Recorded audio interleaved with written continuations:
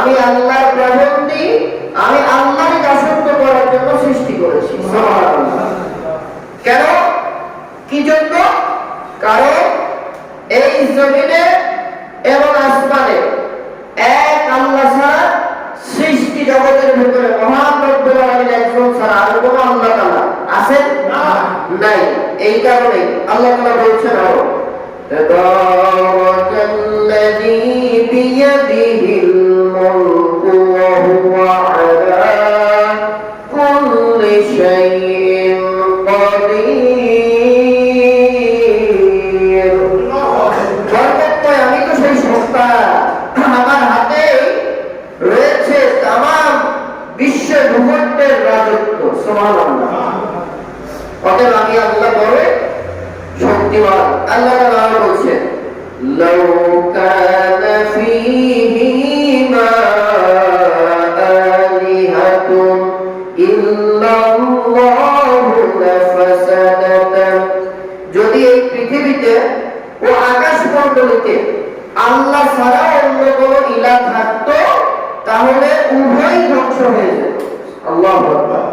সূরা আম্বিয়া 22 নম্বর আয়াতে কারিমার এই আয়াতের আলোকে বোঝা যায় স্পষ্ট আল্লাহ ছাড়া আর কোনো ইলাহ নাই। ইলাহ আছে একজনই, তিনি কে?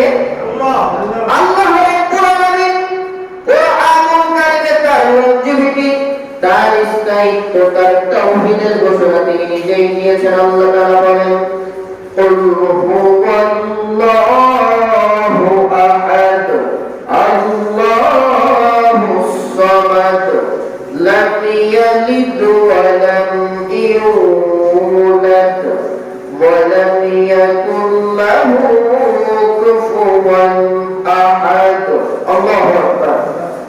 হে নবী, কুল জানিয়ে দিন, রিসালাতের দায়িত্ব দিলাম, আপনি ঘোষণা করে বিশ্ববাসীর মাঝে দাওয়াত দিতে থাকেন আল্লাহু আহাদ, আমি আল্লাহ একক অদ্বিতীয়, আমার কোনো শরীক নাই, আমার আগেও কেউ নাই, পরেও কেউ নাই, আমাকে কেউ সৃষ্টিও করেনি। আল্লাহুস সামাদ, আমার সমকক্ষ কেউ নাই। লাম ইয়ালিদ, আমাকে কেউ সৃষ্টি করেনি। ওয়া লাম ইউলাদ, আমি কাউকে সৃষ্টি করিনি। সুবহানাল্লাহ। ওয়া লাম ইয়াকুল লাহু কুফুওয়ান আহাদ, আমার সমতুল্য সমকক্ষ সৃষ্টির মাঝে আছে নাকি? নাই। আল্লাহ এমন একটি নাম, এমন একজন রব। আল্লাহ তাআলার গুণবাচক নাম কতটি? 99টি। আর আল্লাহ এই শব্দটি হচ্ছে তার জাত নাম আল্লাহ। আর আল্লাহ এমন একটা শব্দ, পৃথিবীর ভেতরে অশান্তিতে আছেন, কষ্ট হয়, কাছের মানুষের সাথেও ঝগড়া বেঁধে গেল, কারো সাথেই পারছেন না, শত্রুর সাথেও মোকাবেলা করে পারেন না, জবান দিয়ে একটা শব্দ উচ্চারণ হয়, একটা বাক্য আসে, হৃদয়টা শান্তি হয়। কি? আর কেউ কোন বিচার করুক আর না করুক, আল্লাহই কেউ বিচার করে। এই কথাটাতে হৃদয়ে শান্তি দেয়। তার মানে শান্তি আমার একটি মাত্র, একটি শব্দ, সেটি কি? আল্লাহ। সকলে বলেন তো আল্লাহ। আল্লাহ তাআলা তার নাম দিয়ে পরিপূর্ণভাবে তাকেই বুঝিয়েছেন, যেটা অন্য কোন দেবদেবী, অন্য কোন প্রভু ইত্যাদি বোঝায় না। প্রত্যেকটা স্ত্রীলিঙ্গ আছে, কিন্তু আমার আল্লাহ কোন স্ত্রীলিঙ্গ নাই। আল্লাহ এই শব্দ দিয়ে আল্লাহ তাকেই বুঝিয়েছেন। কিভাবে? আল্লাহ শব্দ দিয়ে সূরা বাকারার 265 নম্বর আয়াতে কারিমা, কোরআনের একটি শ্রেষ্ঠ আয়াত, যাকে বলা হয় আয়াতুল কুরসি। আল্লাহ রাব্বুল আলামিন আল্লাহ তাআলাকে দিয়ে তাকেই বোঝান। আয়াতুল কুরসির শুরুতে আল্লাহ তাআলা বলেন আল্লাহু লা ইলাহা ইল্লা হুয়াল হাইয়ুল কাইয়্যুম। আল্লাহু আকবার। আল্লাহ তিনি চিরঞ্জীব, চিরস্থায়ী, তার কোনো ইলাহ নাই, তার কোনো দ্বিতীয় কোনো রবের কোনো সুযোগ নাই। তিনি আল্লাহ এক ও অদ্বিতীয়, তার আগেও কেউ নাই, পরেও কেউ নাই। সুবহানাল্লাহ। এবার আল্লাহ আলিফ কেটে দেন, থাকে লিল্লাহ। কি থাকে ভাই? লিল্লাহ। লিল্লাহ দিয়ে আল্লাহ তাআলা তাকেই বুঝিয়েছেন। কোরআনুল কারীমের আয়াত সেটি প্রকাশ করে লিল্লাহি মা ফিস সামাওয়াতি ওয়া মা ফিল আরদ। আল্লাহু আকবার। আকাশ ও জমিনে যা কিছু আছে সবই আল্লাহ তাআলারই। সুবহানাল্লাহ। এবার লাম কেটে দেন একটা, চারটি হরফ আলিফ লাম লাম হা। এক আলিফ কাটলে লিল্লাহ, লিল্লাহ দিয়েও আল্লাহর অস্তিত্বটাকেই বোঝালো। আরেকটি লাম কাটলে থাকে লাহু। কি থাকে ভাই?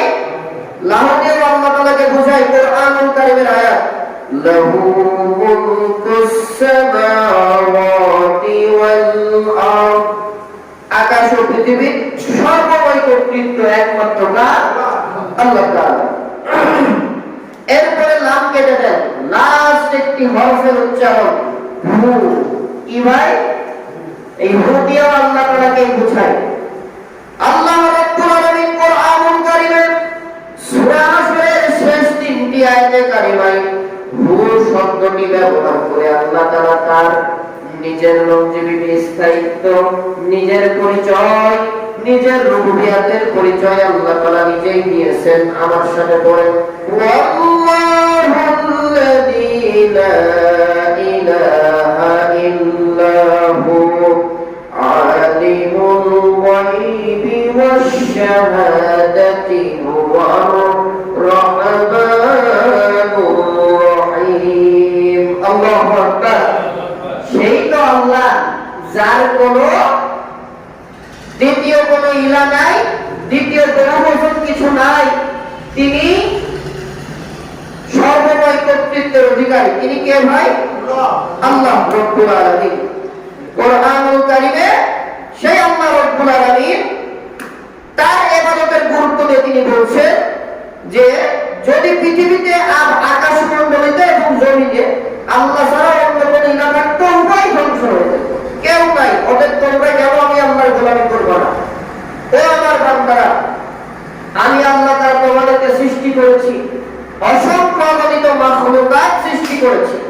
মাখলুকাত মানে আল্লাহর সৃষ্টি। আল্লাহর সৃষ্টি যতগুলো জীব জড় পদার্থ সবগুলোকে মাখলুক হিসাবে বলা হয়। এর সংখ্যা কত? আল্লাহু আলাম, একমাত্র আল্লাহ ছাড়া আর কেউ জানে না। সৃষ্টির সংখ্যা কত? আল্লাহ ছাড়া কেউ জানে? নবী রাসূলও জানেন না যে সৃষ্টির সংখ্যা কত। সে মহান রব্বুল আলামিন সকল সৃষ্টির ভেতরে আমাদেরকে শ্রেষ্ঠত্ব দিয়েছেন, আমাদেরকে শ্রেষ্ঠত্ব দিয়েছেন। কোরআনুল কারীমে আল্লাহ তাআলা সে কথা বলেছেন, ওয়ালাকাদ কাররামনা বানি আদম। ও আদম জাত, মানুষ সম্প্রদায়, তোমাদেরকে আমি আল্লাহ তাআলা সকল সৃষ্টির ভেতরে শ্রেষ্ঠত্ব দিয়েছে। কারণ কি জানো? কারণ তোমরা হচ্ছে আমি আল্লাহর প্রতিনিধি হিসেবে দুনিয়ায় প্রতিনিধিত্ব করবা। সুবহানাল্লাহ। একটু জোরে বলা যায় সুবহানাল্লাহ। মুহতারাম হাজিরিন, আল্লাহ তাআলা শুধু আমাদেরকে শ্রেষ্ঠ আশরাফুল মাখলুকাতি করলেন না, তার অসংখ্য নিয়ামত দিয়ে আমাকে ভরপুর করে বাঁচিয়ে রাখলেন। একটু বিবেকের চিন্তায় আপনাদের ফেলে দিলাম, চিন্তা করেন, আল্লাহ তাআলা যদি ইচ্ছা করতেন যে আজকে আমার হায়াত এই মুহূর্তে একটু আগেই শেষ হয়ে যাবে, এখানে আসার শক্তি ছিল আপনাদের? না। তাহলে এই 3.5 হাত বডির ভেতরে রূহ নামক একটি আল্লাহর হুকুমকে আল্লাহ জারি করে দিয়ে আমাকে আল আমিন হুসাইন রাখলেন। এটা যদি আল্লাহর হুকুমে চলে যেত আর আল আমিন থাকতো না, আল আমিনের বডি পড়ে থাকতো, যাকে লাশ বলা হয়। ঠিক এইরকম তদুপরি সকল মানুষেরই তাই হতো।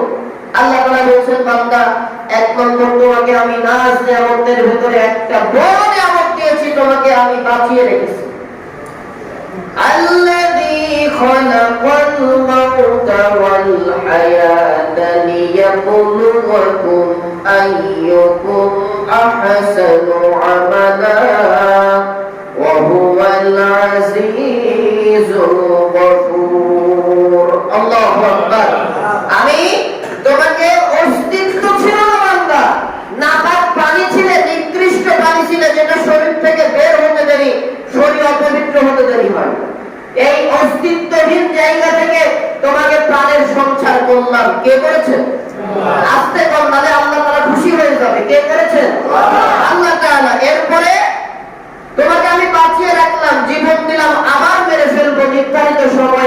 মালাকুল মউত আসবে, দেখা হওয়া মাত্র শেষ, তোমার হিসাব নিকাশ ওখানে ক্লোজ হয়ে গেল, চলে আসবা লিয়াবলুয়াকুম আইয়ুকুম আহসানু আমালা।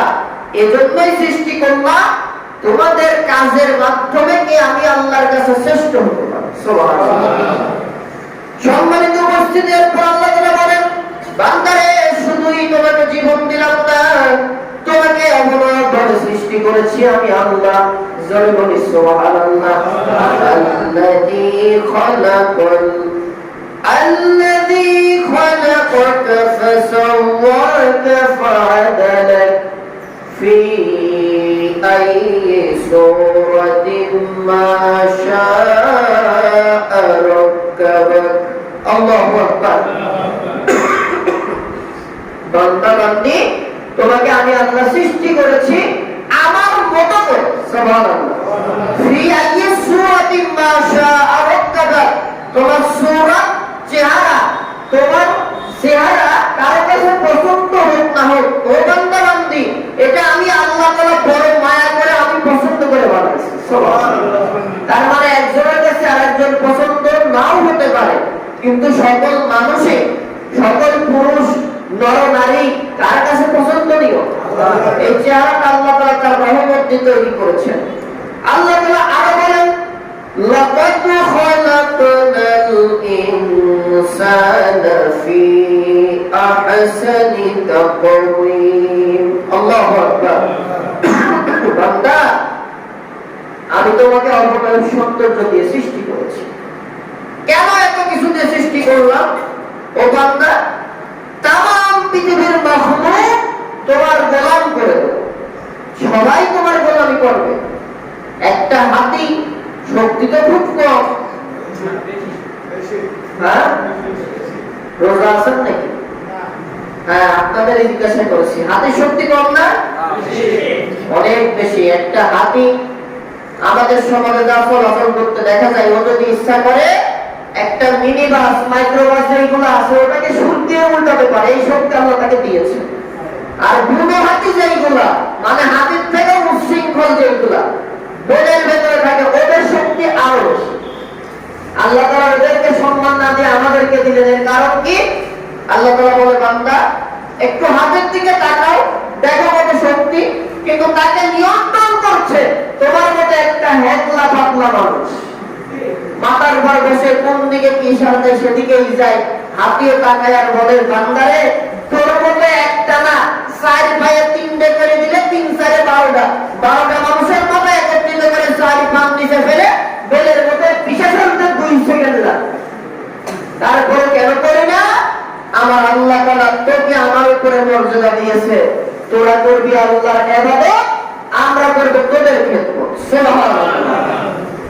সম্মানিত উপস্থিতি, আল্লাহ তাআলা বলেন, ইন্না আনজালনা ইলাইকাল কিতাবা বিল হাক্কি ফা'বুদিল্লাহ মুখলিসান লাহুদ্দীন। নিশ্চয় আমি তোমার কাছে যথাযথভাবে এই কোরআন নাযিল করে দিলাম, অতএব আমি আল্লাহর ইবাদত করো এবং আমার আনুগত্য করো একনিষ্ঠভাবে। আনুগত্য করা মানে আমি বুঝিয়েছি, আমাকে আল্লাহ তাআলার কাছে সারেন্ডার করে ফেলতে হবে।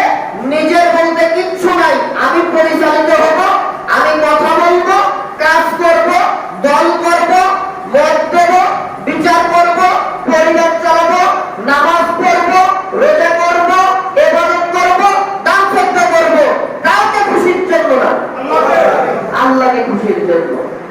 এতটুকু চিন্তা যদি সব সময় আপনার থাকে, বিচারে কি টাকা পয়সা খায় অন্যায়কারীর পক্ষে দাঁড়িয়ে যাবে? আসতে বললেন তার মানে আপনার এই কাজ করার চিন্তা মাঝে মধ্যে তৈরি হলে না কি নাকি? জবাব দিয়ে কারণ অন্যায় জবাব না দিয়ে আবার মৌনসম্মতি চুপ থাকা মৌনসম্মতি হিসেবে ধরা পড়ে যাবে। দলের টাকা পয়সা খেয়ে অন্যায়ের দিকে রায় দেওয়া যায় না। রায় তো দেয়নি, সাহাবা একটা মাত্রা দেবেন কেন? ওমর রাদিয়াল্লাহু তাআলা আনহু সেনান কর্তা। ওমর রাদিয়াল্লাহু তাআলা আনহু কে ছিলেন? শুধু একজন খলিফাই নয়, ইসলামের দ্বিতীয় খলিফাই তিনি শুধু নয়, তিনি একজন সাহাবী নন, জান্নাতের সার্টিফিকেট তো পেয়েছেনই। আল্লাহর রাসূল বলছেন, আমি মুহাম্মদুর রাসূলুল্লাহর পরে যদি কেউ নবী হতো, আল্লাহ তাআলা ওমরকে বানাবেন। এই ভাষার মানুষ ঘুমাই গেছেন আমার ডান সাইডে, একটু মাথা বললেন। আল্লাহ তাআলা ওমর রাসূল ওমরকে নিয়ে বলছেন, আমার পরে যদি কাউকে নবী বানাতো, আল্লাহ তাআলা ওমরকে নবুয়ত দিয়ে দিতেন। কিন্তু নবুয়তের দরজা বন্ধ দেবে না। তবে কিয়ামতের ময়দানে ওমরকে নবী রাসূলদের কাতারে সম্মান আল্লাহ তাআলা দিয়ে দেবেন। সুবহানাল্লাহ। সম্মানিত উপস্থিতি, এই ওমর তার বড় ছেলে আবু শামা, তার বিরুদ্ধে মদ্যপানের বিচার অভিযোগ এসেছে। বিচার এসেছে রাষ্ট্রপতি খলিফা ওমর, কাজীর কাছে বিচার। কাজী সাহেব বিচার করলেন, শরীয়তে ব্যাখ্যা দিচ্ছি না, শরীয়তের বিধান মদ্যপায়ীর যদি মদ্যপান প্রমাণিত হয়, তাকে 40টা বেত্রাঘাত করতে হবে। কয়টা বেত্রাঘাত? 40টা। হক আদায় করে যদি একটা মদখোরকে, মদের ব্যবসায়ীকে, মদের লাইসেন্স ধারীদেরকে 40টা করে বেত্রাঘাত করা হয়, ও বাইসে থাকার সম্ভাবনা নাই। ওমর রাদিয়াল্লাহু তাআলা বিচার করে দিলেন, প্রমাণ হয়ে গেল। ওমরের ছেলে, খলিফার ছেলে, খলিফা বা তিনি কে? ছোট্ট মক্কা মদিনা নামক রাষ্ট্রের বা সৌদি আরবের শুধু খলিফা না, অর্ধেক পৃথিবীর যিনি খলিফা, তার ছেলে মদ্যপায়ী, বিচার হয়ে গেছে। এবার জল্লাদ চাবুক নিয়ে যাচ্ছে মারার জন্য। ওমর তার আসন থেকে উঠে দাঁড়িয়ে বললেন, জল্লাদ দাঁড়াও, তোমাকে বিচার করতে হবে না। ও কাজী, তোমাকে আজকে শাস্তি দিতে হবে না। কেন? তোমার চাবুক আমার কাছে দাও, আমি রাষ্ট্রপতি ওমর, আমার এই মদ্যপায়ী ছেলের বিচার আমার হাতে করবো। সুবহানাল্লাহ। বাবা দেখবেন বিচার করতে গেলে ছেলে অন্যায় প্রমাণ হয়ে গেছে, 2 চর কিন্তু মেরে দেয়, যাতে অন্য কেউ ছেলে দেয় হাত না দেয়। আমার কথা আপনারা বুঝতেছেন কিনা? এরকম কাহিনী হয় না ভাই? 2টা চর দিয়ে দেখাই, অন্য কেউ যেন হাত না দেয়, বিচার যেন রহিত হয়, ছোট হয়ে যায়, শাস্তি যেন কম পায়। ইসলামের সুযোগ নাই, অন্যায়কারী যেই হোক বিচার হয়ে যাবে। বিচারের কাজ করায় ওমর। ওমর বলে, কাজী আজকে তোমাকে শাস্তি দেওয়া লাগবে না, আমার ছেলে মদ্যপান করেছে, আমি নিজের হাতে শাস্তি দেব। বর্ণনা আসছে একবারে আপনার 40টা বেত্রাঘাত করার পরে ওমরের ছেলে আবু শামা ইন্তেকাল করলো, দাফন হয়ে গেল।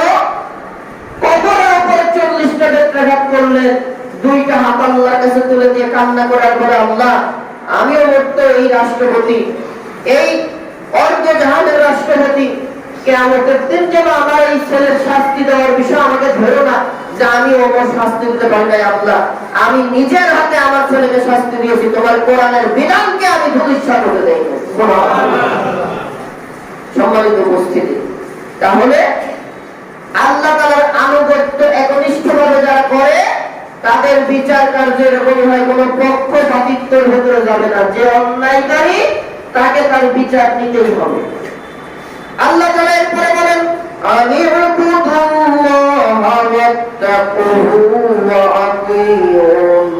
যে তোমরা আল্লাহর ইবাদত করো, তাকে ভয় করো এবং আমার আনুগত্য করো।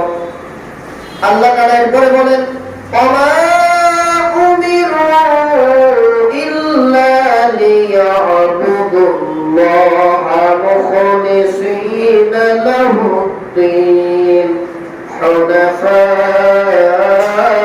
ওয়া ইউকিমুস সালাতা ওয়া ইউতুজ যাকাত ওয়া যালিকা দীনুল কাইয়্যিমা।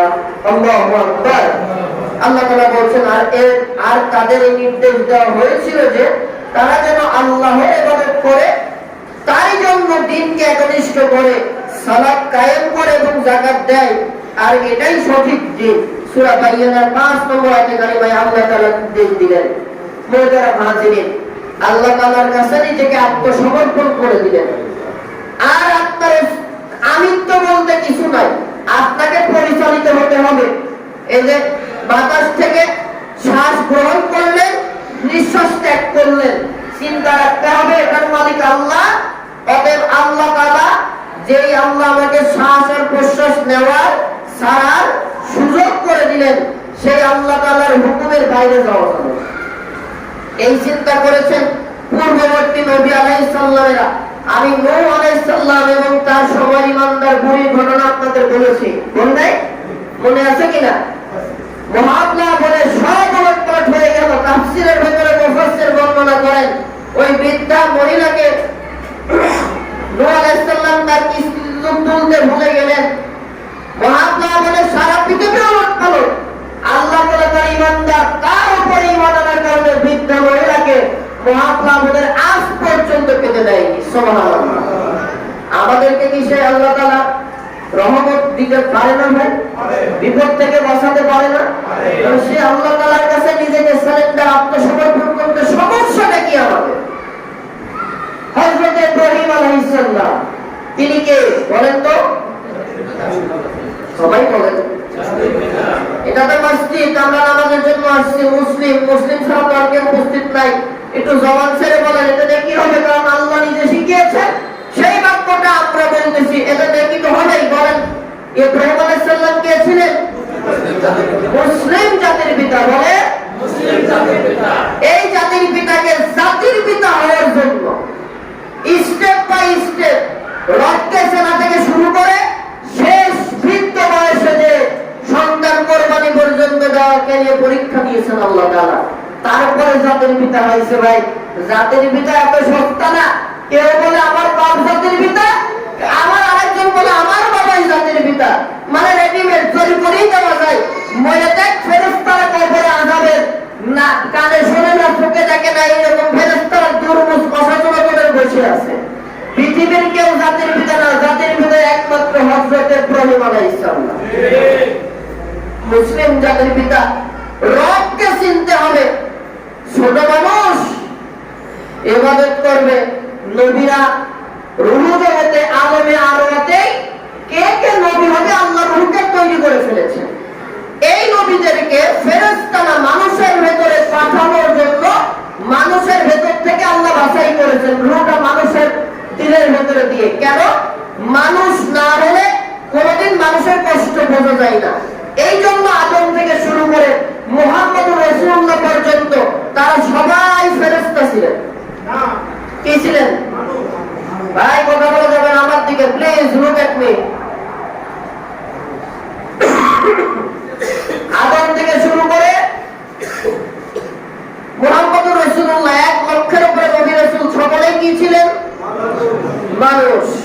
এই মানুষগুলা কার বাছাইকৃত? আল্লাহ বাছাই করেছেন, দিয়েছেন। ইব্রাহিম আলাইহিস সালামকে পাঠালেন। বাবা হাজর তার একটা মূর্তি পূজক, তিনি রবকে চিনাচ্ছেন। ইব্রাহিম, ইনি তোমার রব। কে? একটা মূর্তি তৈরি। না, এটা রব হতে পারে না, পছন্দ হয় না। ইব্রাহিম আলাইহিস সালাম আকাশের দিকে তাকালেন, চিন্তা করলেন। সকালে উঠলো সূর্য। ইব্রাহিম আলাইহিস সালাম বললেন, এই সূর্য হতে পারে হয়তো রব, যেহেতু একে ধরা যায় না, ছোঁয়া যায় না। বিকেল হয়ে গেল, সন্ধ্যা নামবে, মুহূর্তের ভিতরে আকাশ থেকে সূর্য হারিয়ে গেল। ইব্রাহিম আলাইহিস সালাম কতটা বিচক্ষণ নবী রাসূল, তাদের তো কিছু ইলহাম আল্লাহ তাআলা দিয়েছেন। ইব্রাহিম আলাইহিস সালাম বললেন, না, যেই জিনিসের অস্ত যায়, ডুবে যায়, সে কোনোদিন আমার রব হতে পারে না। সুবহানাল্লাহ। একটু আস্তে কর, নালে ইবলিস শয়তান চরম বেজার হবে। এরপরে মাগরিব, সন্ধ্যা হয়ে গেল, উঠলো চাঁদ। ইব্রাহিম আলাইহিস সালাম চাঁদকে দেখে ভাবলেন, এটাই আমার রব হবে। দেখা গেল ভোর হতে হতেই চাঁদে চলে গেল অস্ত। না, এটা কোনোদিন রব হতে পারে না। তিনি তখন একটি আয়াতে কারিমা বললেন, আল্লাহর কাছে বড় ভালো লাগলো। সেটি আল্লাহ নবীকে গল্প করে করে শোনাচ্ছেন কোরআনে। আর কোরআনে একটা প্রকাশন হয়ে গেল। আমরা যেটাকে যাই নামাজের দোয়া হিসেবে চিনি, আসলে যাই নামাজে দাঁড়ানোর কোনো দোয়া নাই। যাই নামাজে কেন দাঁড়ান ভাই? হ্যাঁ, নামাজের জন্য। ওই যে ওযু করেছেন, হয়ে গেছে, আল্লাহু আকবার বলে কোন নামাজের জন্য দাঁড়াচ্ছেন? জুমার নামাজ। ওযু করেছেন, নিয়ত হয়েছে, আল্লাহু আকবার বলে তাহারিমা বেঁধে দাঁড়ান। হাদিসের ভেতরে বর্ণনা, যেই দোয়াটা ইব্রাহিম আলাইহিস সালাম বললেন, ওই দোয়াটা তাহারিমা বেঁধে, তাকবীরে তাহারিমা বেঁধে নবী আলাইহিস সালাতু ওয়াস সালাম তিনি সূরা আগে এই দোয়াটা পড়তেন, কি ইন্নী ওয়াজজাহতু ওয়াজহিয়া লিল্লাযী ফাতারাস সামাওয়াতি ওয়াল আরদ হানিফান ওয়া মা আনা মিনাল মুশরিকিন। এটি জায়নামাজের কোনো দোয়া না। আল্লাহু আকবার বলে সানা পড়ি এই জায়গায় এই দোয়া নবী পড়েছেন। হাত পেতে সূরা ফাতিহা দিলে এর আগে নবী পড়েছেন ইন্না সলাতি ওয়া নুসুকি ওয়া মাহইয়ায়া ওয়া মামাতি লিল্লাহি রাব্বিল আলামিন। এখানে পড়েছেন সুবহানাকা আল্লাহুম্মা ওয়া বিহামদিকা ওয়া তাবারাকা ইসমুকা ওয়া তাআলা জাদ্দুকা ওয়া লা ইলাহা গায়রুক আউযু বিল্লাহ বিসমিল্লাহ। এরপরে সূরা ফাতিহা। তার মানে তাকবীরে তাহরিমা বেঁধে জায়নামাজের যে দোয়া দাঁড়াই পড়বো না, এটা ভেতরে পড়বেন। কারণ এটার অর্থ আমি একনিষ্ঠভাবে মুখ ফিরালাম সেই রবের দিকে, যেই রব আমাকে সৃষ্টি করেছেন, শুধু আমাকে নয়, যিনি আসমান ও জমিনের স্রষ্টা, তিনি কে? আল্লাহ। আস্তে কোন? আল্লাহ। আল্লাহ রাব্বুল আলামিন রবকে চিনে ফেললেন। এরপর তার পরীক্ষা, নমরুদকে রব মানে না। নমরুদ তো শ্রেষ্ঠ কাফের কুফার। বলেন কাফেরের সামনে যে নিজেকে রব দাবি করে তার সামনে বিদ্রোহ করা খুব কম কথা নাকি? ইব্রাহিম আলাইহিস সালাম একা, সাথে তো কেউ নাই। তিনি বললেন নমরুদ তুমি যদি রব হও বাইরে আসো। তাফসীরে বর্ণনা নমরুদ ছিল দেখতে কালো, কালো মানে একেবারেই কালো কুচকুচে। এই জন্য মানুষ যাতে নিন্দা না করে ও হচ্ছে ঘোমটা দিয়ে থাকতো, বোরকা পরে থাকতো, কিন্তু সে রব দাবি করে। আল্লাহ তাআলা চারটা মানুষকে সারা পৃথিবী শাসন করিয়েছেন। এই চারটা মানুষের দুইজন ইমানদার, দুইজন কাফের। ইমানদার দুইজনের একজন হযরত সুলাইমান আলাইহিস সালাম আর হযরত যুলকারনাইন আলাইহিস সালাম। কাফের দুইজনের ভিতরে একজন হচ্ছে নমরুদ আর একজন হচ্ছে বাখতেনসর। আল্লাহ বাছাই করলেন কেন? এখানেও আমাদের দায়িত্ব। পৃথিবীতে দল মূলত দুটা, এক হচ্ছে আল্লাহওয়ালার দল, এক হচ্ছে শয়তানদের দল। তার মানে একটি দল যাবে জান্নাতে, একটা দল যাবে জাহান্নামে। তোমাকে বিবেক দিলাম, আশরাফুল মাখলুকাতের জন্যই করেছি, বিবেক বিবেচনার বোধ দিয়েছি বলে তোমরা অনুধাবন করতে পারো, বিশ্লেষণ করতে পারো, চিন্তা করতে পারো। বিবেক দিয়ে কোন দলে যাবা তোমাকে এই দায়িত্বটা দিলাম। আমি তোমার উপরে স্বাধীনতা দিয়ে দিলাম। সুবহানাল্লাহ। এরপরে এই নমরুদ ইব্রাহিম আলাইহিস সালামের সময়ের কাছে নিজেকে রব দাবি করলো। নমরুদ বলে আমাকে রব বলতে হবে। ইব্রাহিম বলে কখনোই না, সম্ভবই না। তুমি আমার মতো মানুষ, তোমাকে কেন রব দাবি করবে? অনেক বড় ঘটনা ছোট্ট করে দিলাম। আল্লাহ তাআলার উপরে ইস্তেকামত হলে, ঈমানের উপরে ইস্তেকামত হলে আল্লাহ তাআলা কিভাবে বাঁচিয়েছেন। ইব্রাহিম আলাইহিস সালাম কিন্তু একা, আবার তিনি মুসলিম জাতির পিতা হবেন, ঘোষণা আসবে। খলিলুল্লাহ উপাধি যার হবে, তিনি কেমন খলিল ছিলেন? নমরুদ বড় আগুনের গোলক তৈরি করলো তার সৈন্য সামন্তকে দিয়ে, কই যত খড়ি আছে সব একত্রিত করে জ্বালা। এতটা অবস্থা খারাপ, এখান থেকে ওইখানে আগুন জ্বলে, হিট আসে, জায়গায় যেতে পারে না। উষা দাওয়াতের উপরে উঠছে, গুলটি দিয়ে পাখি মারা, এটা দেখেছেন কি আপনারা? গুলটি দিয়ে পাখি মারা হয়। বাবা ইব্রাহিম আলাইহিস সালামকে এইরকম দূর থেকে নিক্ষেপ করে আগুনে ফেলা হচ্ছে, কাছে যেতে পারে না, এতটা তেজস্বিতা আগুনে। আল্লাহ তাআলা আগুনে ফরমান জারি করে দিয়েছেন, নোটিশ দিয়েছেন, কুল্লা ইয়া নারু কুনি বারদা ওয়া সালামুন আলা ইব্রাহিম। আল্লাহু আকবার। হে আগুন, আমার খলিল ইব্রাহিমের জন্য তুমি সালামুন আলা ইব্রাহিম, বারদাও। এই বারদাও শব্দটা দেওয়ার কারণে, যদি শুধু বারদাও থাকতো, মুফাসসির ইকরাম বলেছেন আগুন এত পরিমাণ ঠান্ডা হতো, ডিপ ফ্রিজের মতো অবস্থায় ইব্রাহিম আলাইহিস সালাম সিদ্ধ হয়ে মারা যেতেন। সালাম শব্দটা দিয়ে আল্লাহ তাআলা বললেন আগুন এমন ঠান্ডা হবে, শান্তিদায়ক ঠান্ডা। আল্লাহ তাআলার হুকুম আগুন শুনবে না শুনবে না? আস্তে কান্না হয়, শুনবে। আল্লাহ তাআলার হুকুম বাস্তবায়ন প্রায় 40 দিন আগুনের ভিতরে রাখছে, করে না। নমরুদ উপর থেকে দাঁড়ায় আর বলে, কিরে আগুন, এত কষ্ট করে তোকে জ্বালালাম, তোর কি তেজ কমে গেল? সম্মানিত উপস্থিতি, আগুনের ভেতর থেকে গায়েবী আওয়াজ আসে, ওরে নমরুদ, আমার তেজ আছে না নাই? এটাকে যদি তোর পরীক্ষা করতে হয় আয় তুই আমার ভেতরে আয়, তোকে জানাবো তোর সাম্রাজ্য পড়িয়ে ছাই করে দেব। কিন্তু আমার ভেতরে আল্লাহর খলিল ইব্রাহিমকে ফেলেছিস, ইব্রাহিমের গায়ের একটা পশম আমি টাচ করতে পারবো না। সুবহানাল্লাহ। কে বাঁচালেন? আল্লাহ তাআলা। বাবা ইব্রাহিমকে তো প্রশ্ন করেছিলেন, হে জাতির পিতা ইব্রাহিম, দুনিয়াতে তো প্রায় 100 বছরের উপরে আপনি বেঁচে থাকলেন, কোন দিন আপনি বড় শান্তিতে থেকেছেন? ইব্রাহিম আলাইহিস সালাম বলেন, নমরুদের ফেলা আগুনে আমাকে যেই কয়দিন দেখা হয়েছিল, এই কয়দিন যত সুন্দরভাবে আমার জীবন অতিবাহিত করেছি, আমি আর কখনো এরকম সুন্দর জীবন অতিবাহিত করতে পারি নাই। সুবহানাল্লাহ। তাহলে আল্লাহ তাআলা ইব্রাহিম আলাইহিস সালামকে বাঁচালেন। আল্লাহর প্রতি ইস্তেকামাত হলে আল্লাহ তাআলা যদি তার নবী ইব্রাহিমকেও বাঁচাতে পারে, আমরা যদি সেই রবের উপরে ইস্তেকামাত হতে পারি, ঈমান আনতে পারি, ভাই বাতিল তো থাকবেই, পরীক্ষা করার জন্য আল্লাহ আপনাদের আমাদেরকে পাঠিয়েছেন। মরিচিকা এইগুলা দুনিয়ার মায়া। মরিচিকাটা কি জিনিস? মরুভূমির ভেতরে হাঁটবেন বা চরে বালির ভেতরে হাঁটবেন, পানি নাই, চর পড়ে গেছে, দুপুরের রোদ যখন মাথার উপরে, দেখবেন প্রায় 1 কিলো দূর থেকে বালির ভেতরে চিকচিক পানি টলমল করতে দেখা যায়। কাছে গেলে কি পানি পাওয়া যায়? এইগুলা মায়া মরিচিকা। এই দুনিয়াটা হচ্ছে এরকম মায়া মরিচিকার জায়গা। রাসূল বলেন, দুনিয়া ও মাজরাতুল আখিরাহ, দুনিয়া হচ্ছে পরকালীন জীবনের জন্য শস্য ক্ষেত্র। এখানে চাষাবাদ করবা, ফসল ঘরে তুলবা, আল্লাহ তাআলা ওই ফসল ভোগ করাবে তোমার মৃত্যুর মাধ্যম দিয়ে, একবারে জান্নাতে দাখিল করে দিয়ে। সুবহানাল্লাহ। ইয়া আইয়াতুহান নাফসুল মুতমাইন্নাহ ইরজি'i ইলা রাব্বিকি রাদিয়াতাম মারদিয়াহ ফাদখুলি ফি ইবাদি ওয়াদখুলি জান্নাতি। আল্লাহু আকবার। আল্লাহ ডাক দিয়ে বলছেন, ইয়া আইয়াতুহান নাফসুল মুতমাইন্নাহ, হে পবিত্র সত্তা, ফিরে যাও। ইরজি'i ইলা রাব্বিকি রাদিয়াতাম মারদিয়াহ, ফিরে এসো, ফিরে যাও তোমার রবের দিকে।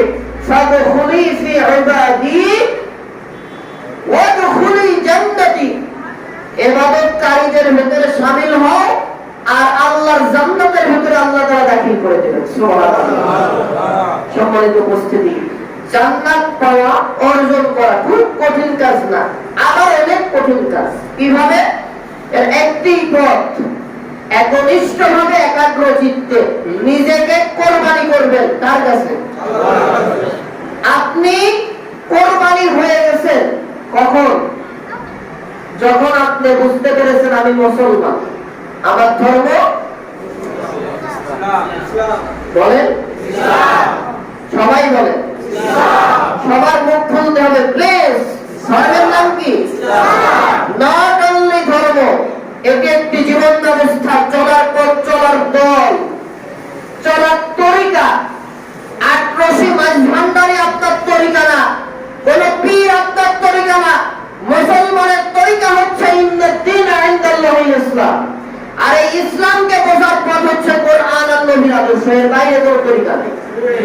স্পষ্ট কথা, আমি হুজুরের তরিকা নাই, তরিকা একটাই আমাদের, যারা আমরা মুসলমান বলে দাবি করি, নাম জোরছে বল আল্লাহ, আর নবীর আদর্শ, প্র্যাকটিক্যাল নবী মুহাম্মদুর রাসূলুল্লাহ। এই দুইটাকে মেনে নেবেন। এখানে আপনার সব আইনকে কোরবানি করেন না, আমার কিচ্ছু নাই, এই কোরআনে সব ব্যাখ্যা আছে। কোথায় সমাধানের জন্য আসবেন বলেন না? বিপদ পড়েছেন, মুসিবত পড়েছেন, সমস্যায় পড়েছেন, সমাধান দেবে বাস। এই কোরআন নিয়ে সমাধানে যান। পরিবারের বিপক্ষে গেলে যেতে হবে, দলের বিপক্ষে গেলে ছাড়ার দরকার নেই।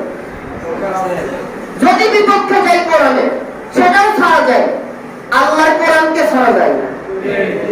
বেশি বললাম না? ঠিক আছে। এই চিন্তা নিয়ে যদি দুনিয়ায় আমি আর আপনি চলতে পারি, ভাই, এই যে নামাজ পড়তে আসছি না আল্লাহ তাআলাকে খুশির জন্য, জুমার নামাজ না গেলে মানুষ খারাপ বলবে, এই চিন্তা আপনার ভেতরে আসবেই না। নট অনলি জুম্মা, 5 ওয়াক্ত নামাজের আযান দেওয়ার সাথে সাথে আপনার অন্তর মসজিদে চলে আসবে। কারণ আপনার চিন্তা তো হয়ে গেছে, আমি কোরবানি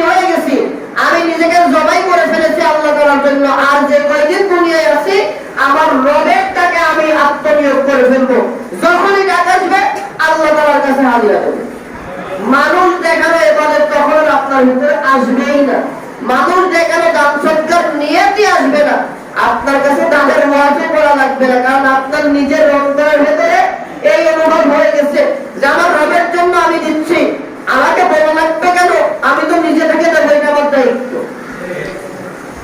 আমার সকল কাজ, আপনার সকল কাজ যদি সেই রব্বে কারীমকে খুশির জন্য হতে পারে, নামাজ, রোজা, হজ, যাকাত, পরিবার, সমাজ, রাষ্ট্র, পৌরনীতি, অর্থনীতি, রাষ্ট্রনীতি, লেখাপড়া জীবন, রাজনৈতিক জীবন, সামাজিক জীবন, একমাত্র কোরআন আর সুন্নাহ আমার নিজের সত্তাকে কোরবানি করেছি আল্লাহর কাছে। আল্লাহর হুকুম কোরআনের থেকে সমাধান নিয়ে চলবে, এতটুকু নিয়ত করে চলার নামটাই হচ্ছে আল্লাহ তাআলার আনুগত্য, আল্লাহ তাআলার ইবাদত, আল্লাহ তাআলার দাসত্ব। কথা কি বুঝাতে পারলাম? সুবহানাকাল্লাহুম্মা ওয়া বিহামদিকা আশহাদু আন লা ইলাহা ইল্লা আনতা আস্তাগফিরুকা ওয়া আতুবু ইলাইক। যারা সুন্নাত পড়ে নেই এই ফাঁকে সামনের কাতার পূরণ করে দাঁড়িয়ে যান। আগামী সপ্তাহ থেকে কোরবানি নিয়ে আমরা আলোচনা শুরু করব ইনশাআল্লাহ। আসসালামু আলাইকুম ওয়া রাহমাতুল্লাহ।